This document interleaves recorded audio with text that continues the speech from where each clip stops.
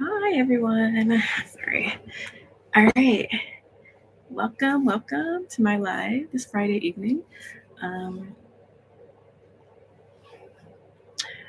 I'm trying something new this evening because I am also streaming on YouTube. So that'll be interesting. So I'm going to try to look between the screens on my computer, my script, moderating the channel and everything. So, yeah, let's see. And yeah, being able to see everything. So, yeah, if you are keen to look at this on YouTube, which we're recording, this is also going to be on my YouTube channel is Art Girl, or youtube.com, I think, /Art Girl, ARTGYRL. And then on Instagram, I am Sharon82 or Sharon82. So, yeah, it's 6 o'clock on the dot. So, welcome to my stream. This is the fourth installment of a series that I've been doing in having to do with education um, and my experiences. The first week, I talked about how I got into arts education. The second week, I talked about collaborating with the EJI, or Equal Justice Initiative, here in Montgomery to bring courses and content to the high school that I work at. And then last week, I talked about field trips, tips, and tricks. And this week, I'm talking about how to overcome challenges by using a story or experience specific to my teaching career. So, um, I hope y'all maybe not enjoy this because it is kind of harrowing experience that I will describe. But I do hope, sorry, I forgot about my microphone. I do hope that you'll be able to, if you are in education or just in general, or thinking about it, or just have experiences where you have to deal with um, really challenging situations, how to, I guess, not be discouraged and come back from that. So, um, without further ado, I guess I'll get into the story. And I had, I tend to meander with my stories, but I'm going to try to keep this 15 minutes or less. So it may be shorter than that actually because I'm sticking to the story. So, um, as educators, we often deal with situations that can test our patience, composure, problem solving skills. All of these things we're expected to, or in all of these situations, we're expected to model the behavior that we want to have reflected in our students. But oftentimes, in education courses, um, it can't prepare you fully for a seriously disruptive student, maybe, or an active shooter drill that's not a drill, or a lockdown that is very serious. And you can go through, or rather, you're trained on how to go through the procedures, but then dealing with all of the unknowns when you're dealing with student behavior, it can be challenging. And so, in this case, this story goes back to my first year teaching, and I had a seriously disruptive moment. Not the only one, but the first one that was really, um, I guess, it was kind of traumatic. um, so I hope it resonates with you and gives you some insight on how to deal with this situation. So, in my first school I worked at, it was a high school and middle school combined, and so I had high school students and middle school students. So and many of the students had never had an art class before, and the school had a bad reputation of having challenging students, or students coming from economically disadvantaged, Title I school, poor community, free reduced lunch, all of those things. And so we were, I don't even know what we were working on, but in this instance, we had a lot of students in my class, and there were uh, siblings in my class, a pair of brothers that were in my class. And then one of them came into my class. I want to say he came in late. Long story short, He was under the influence of some kind of maybe recreational pharmaceuticals that he probably did not have a prescription for. And so when he had come into my class late, he made it apparent that it was apparent in his behavior, but I believe he also said that he was under the influence and basically didn't care about anything that I was going to say to him, because I believe we had had some, I won't say confrontations, but I had had issues with his behavior before. And so he came in basically wanting a confrontation or wanting a fight or basically trying to start with me. And I was kind of, yeah, I guess not going to match his energy. But then at one point he came, I think I might have mentioned something about calling an administrator because his behavior was out of hand. And then at one point he tried to approach me at my desk in a threatening manner. And then his brother actually stopped him from walking up to my desk. And then I went to, I think at some point I got up and may have mentioned something. And just mind you, this happened, it was almost 10 years ago. So this was the first year teaching. So the details are a little bit blurry as far as the order of events. But um, he did sit down, and then he did know that he was going to be, that I wanted him to be removed from my classroom environment. And again, this is a high school student, so probably 16 or 17-year-old. And so I had, and the whole class is watching. So I had, he mentioned specifically that if I called an administrator, that he wanted the administrator to come and, or if the administrator came, that they would have to basically like drag him out of the classroom. And and he said some other not nice, offensive words in reference to that administrator. And so I called, someone to come down. I think I said I need an administrator or whatever. And then um, I was on the middle school side of the building. So the middle school administrator actually came to remove the student from my classroom. The student was very still belligerent, and he was kind of like, uh, you're not going to touch me. At first, he said, he's basically says that somebody needs to come and actually physically take him from the classroom. And then when the person comes, he says, "Hey, you're gonna have don't touch me, don't put your hands on me," even though they're telling him that he needs to leave the classroom. And so he eventually gets up and leaves the classroom. And um, I guess go. I don't know what told me to go out in the. I don't know if why I went to the hallway, but as he was uh, going, and I'm watching things that are happening, and he gets removed from the classroom, and he's walking down the hall, and then I think he goes to like turn back around. I think the administrator thought he might have been coming back towards me, because I think I had mentioned that he had approached me at my desk in a threatening manner. So then the administrator, I guess, tries to get him to go back the other way towards the office, and the student tries to resist him, and there is an altercation and then it quickly escalates. The students are trying to see what happens, and at that point, I try to go back in the classroom because I'm like, okay, I can't do anything with this situation. And then the students start. I try to close the door to the classroom. The students not only push the door open, and then one of the students pushes me out of the way, like like I'm not trying to go back in the classroom. And then it's like basically very chaotic. And yeah, and then I guess the student gets taken away to the office.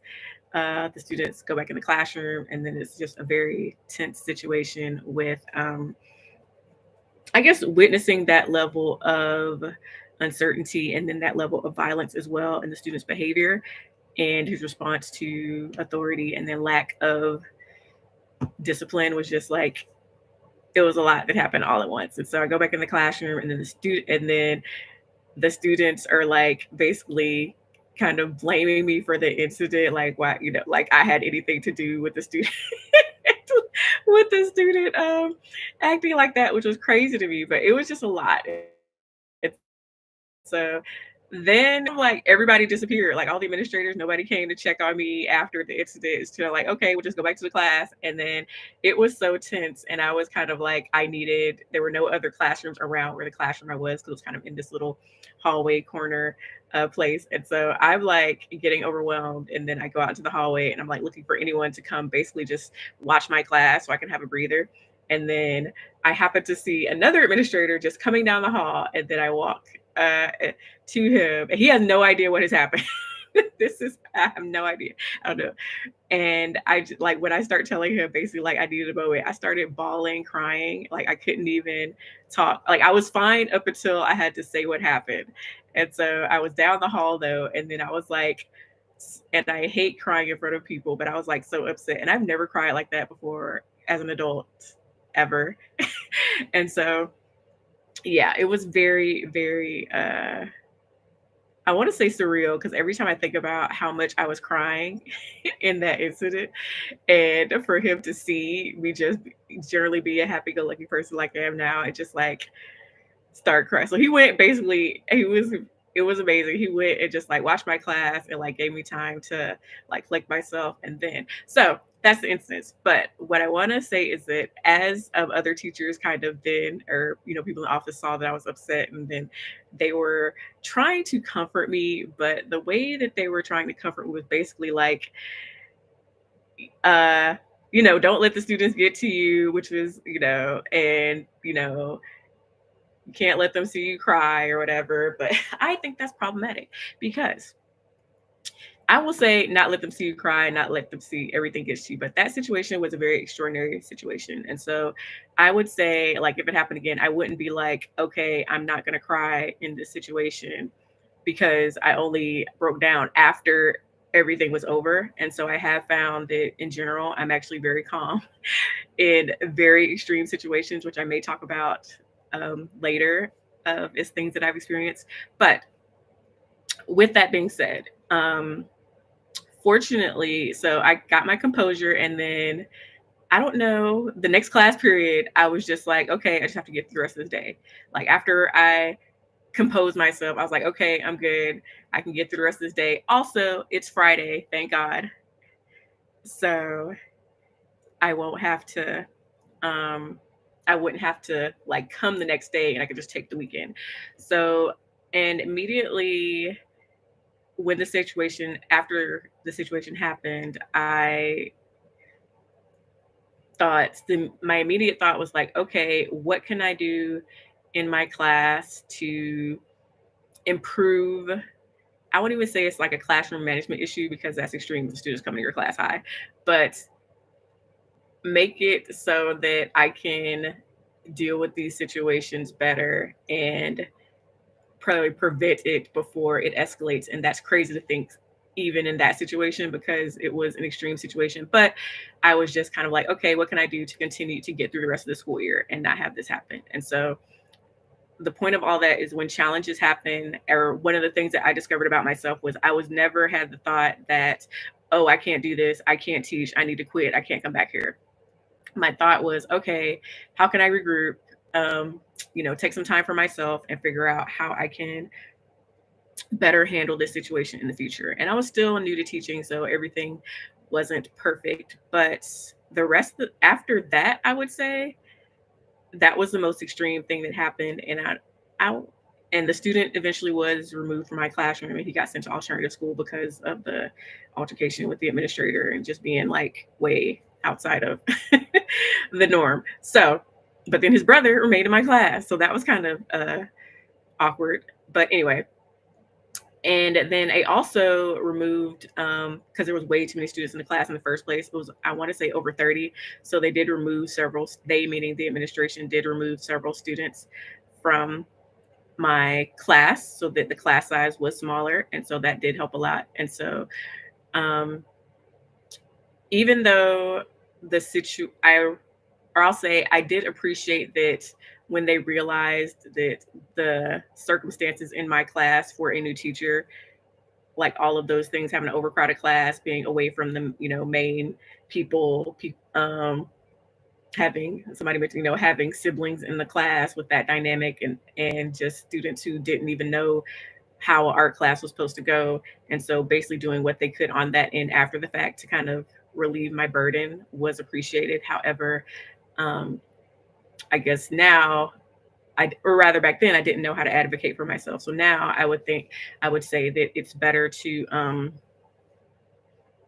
realize these things beforehand. And if your class is overcrowded, or, you're having issues with certain students, And I would say it had been documented. So it wasn't, but it's important to have people advocate for you. And if they don't advocate for you, in my case, it did, then be comfortable advocating for yourself and speaking up about the situation so that if something does happen, people won't look to you to say, like, oh, what were you doing?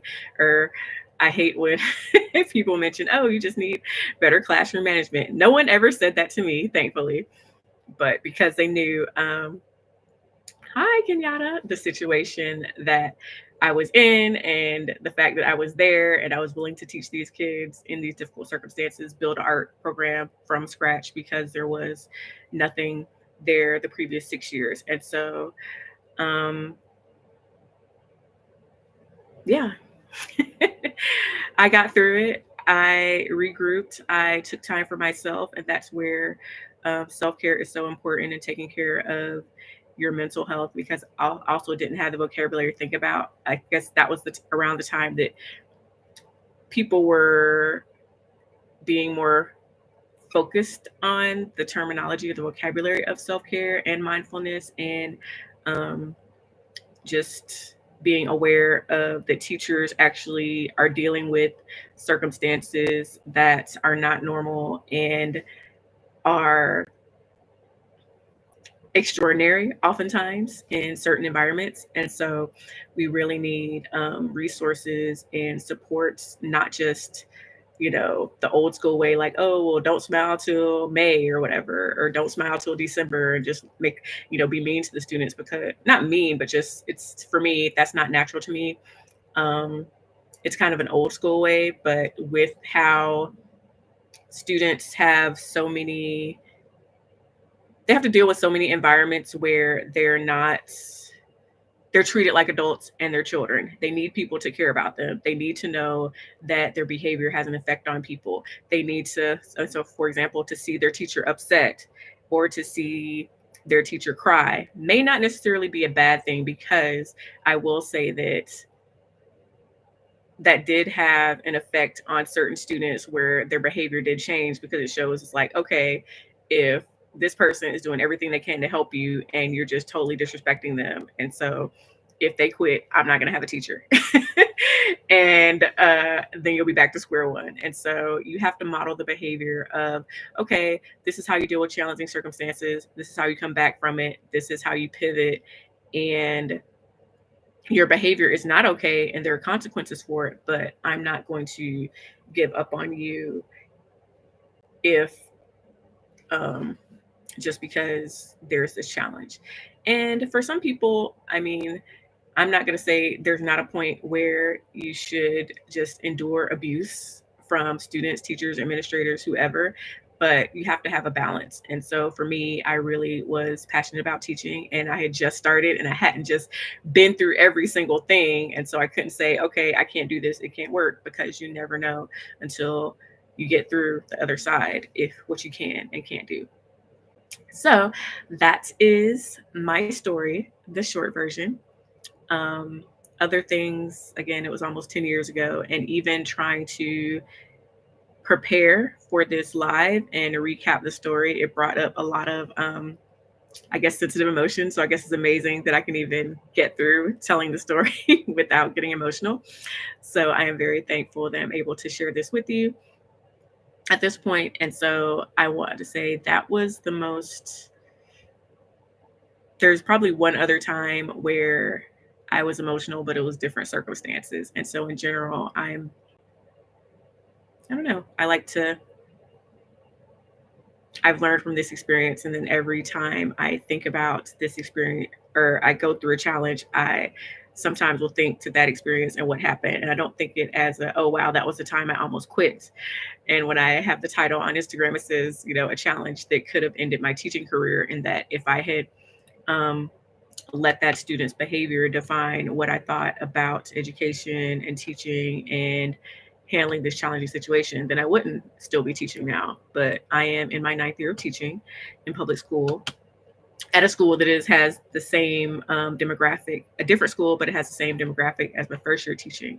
And I really appreciate being able to connect with my students. I'm not afraid of my students. I want to say in general, I'm pretty comfortable in the environment. It doesn't have anything to do with the students. A lot of the uncomfortableness has to do with how certain things are handled. And I'm not talking about specific people. I can talk about specific instances, but not specific things overall. But right now in my teaching career and in the environment I'm in, I am really thankful to be supportive, or rather to be supported in um, the things that I want to do, the endeavors that I want to pursue. I have found for me, it's very healthy to lean into what I'm passionate about, which is, for example, I didn't know, being an advisor for a club, putting on art shows, um, curating experiences for my students, reaching out to the EJI to have the American history course, curating and creating field trips and experiences for the students. Those are things that I'm passionate about. Those are the things that make all of the difficult days worth it. And for, I guess, as long as I can now, I want to continue doing those things. And so uh, that is my story. I thank y'all so much for joining me. So this will be saved on YouTube, hopefully, if I can remember it. I remember or figure out how to do it. The replay is going to be available on Instagram Live. And I'm trying to think of what else. Oh, I actually currently have a Donors Choose posted to create a comfort room for the high school that I work at. And a comfort room is a room that kind of encourages social emotional learning. It has comfortable seating, flexible seating. I have art supplies, white noise machine. I'm eventually going to do another one where we can get furniture, and it's where the students can have a place where they can calm down and be soothed, but then also meet with mental health professionals. Thank you. Mental health professionals, and it be specifically for them, not just some like not thrown away, but an afterthought random office. And so this is something that I've undertaken with the blessing of the administration. And so I'm working to get this up for the students before the end of the year. And then if it has to move to a different room or move to a different location, then we'll work through that. But I look forward to completing that project. I'm also going to be talking at the Creative Placemaking Conference in Montgomery, Alabama in April. So I'm excited about that. I'm going to be talking about things related to creating a safe space for students. And so thank you all so much for joining me. Thank you so much for your comments and your input. And I will, I guess, see what we're going to talk about for the next month. Please drop in the comments your thoughts, your, I guess, encouragement, grows if you've had a challenging situation that you've had to deal with as a teacher and how you overcame it. If you think that you would like me to give you more specific tips or tell more stories about challenging situations that I've experienced and how I was able to go through it, overcome it, I will be happy to lend my expertise and encouragement to others. So that's my live. Thank y'all so much for joining. Have a good Friday evening. Yay, I'm officially on winter break. So I'm going to have fun with that. All right, have a good evening. Good night. Peace.